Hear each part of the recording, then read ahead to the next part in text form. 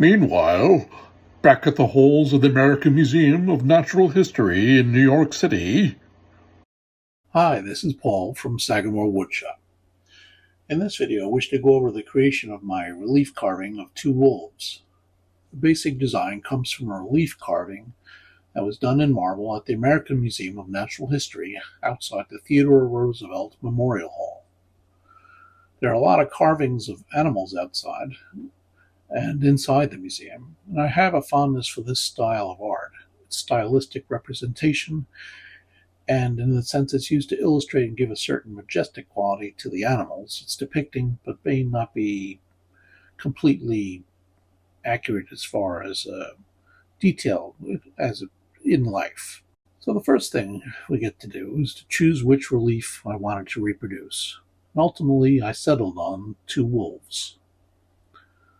Now, one of the things I needed to do was create a wood board to carve into.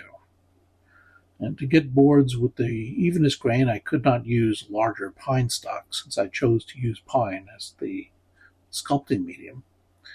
So here you can see me doing some joinery. I had found some smaller pine stock that was clear and free of bad defects, so I was going to join the boards together using my jointer. This tool cuts down the stock and gives me a perfectly straight edge to join with the other boards. Once I had all these cut, I proceeded to glue the boards together, clamp them, and allow them to dry to give me a nice flat surface to carve into.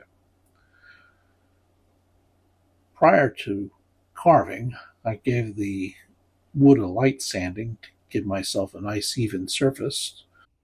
Now, once the design is converted into a line drawing, I made a grid 1 inch by 1 inch, using that with the intention of enlarging the drawing.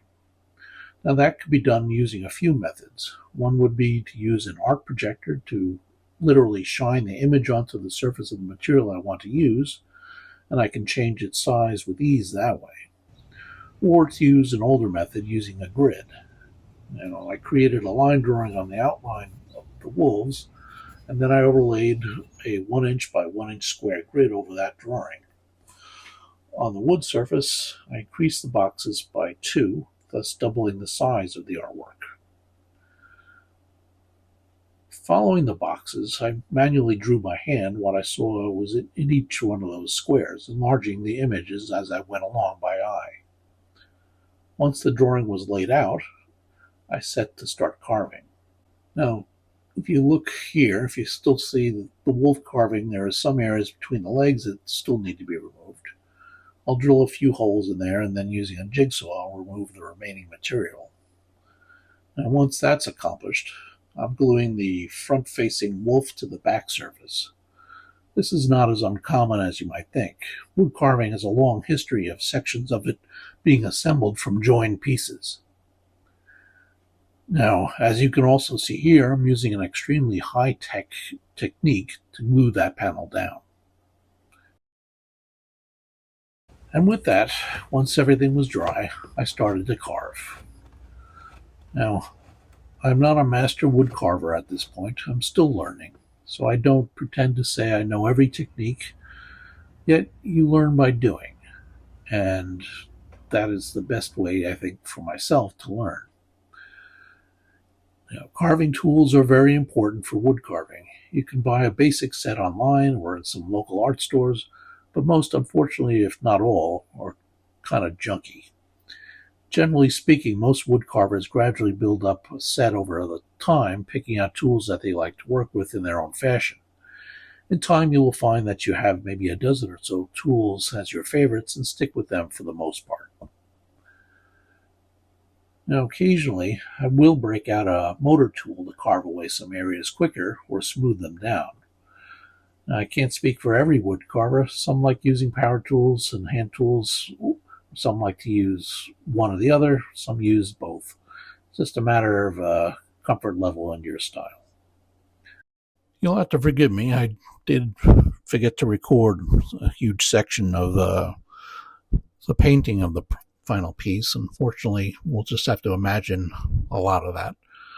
Mostly what I have here is me applying the base colors for the background and for the wolves, and then a little detail work with some brushes here and there. But unfortunately, you're going to see a rather dramatic jump forward in a few moments.